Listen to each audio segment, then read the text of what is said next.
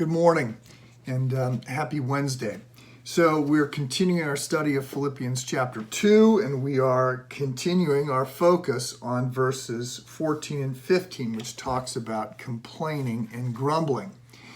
I have 6 points. Yesterday I made the first one. I said that not every critical comment is a complaint or grumbling. Those comments directed at people who can do something about something are okay, as is advocating for those who are poor and oppressed. I also went on to note that we are invited, encouraged to bring our frustrations, our heartbreak, our pain, our suffering to God in prayer, and given the Psalms, many of which are Psalms of lament, to guide us in those kind of prayers. I want to make other points. Number 2, we're not expected to pretend that everything is good. It's not.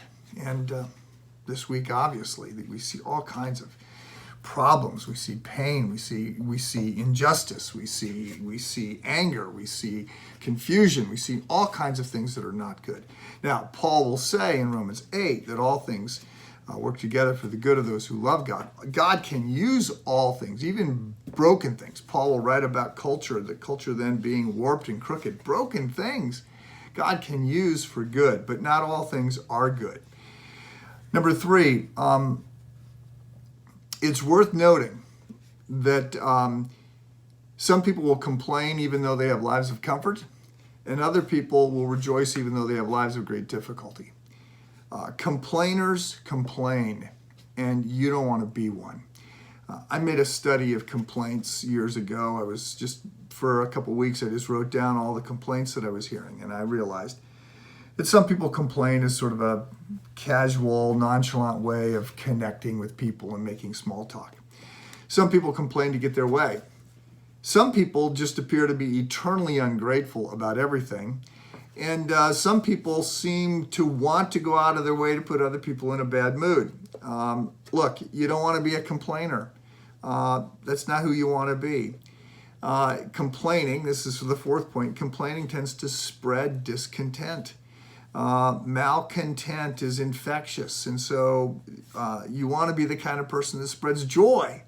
And anybody can pull people down. Anybody can make a bad situation worse. It takes thoughtfulness and leadership and some depth to actually make situations better and to bring joy and encouragement.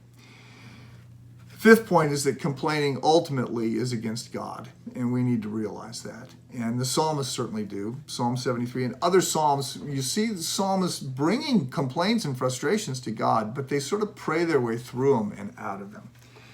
And then finally, the last point I'll make about complaining, lest you complain about how much I'm talking about complaining.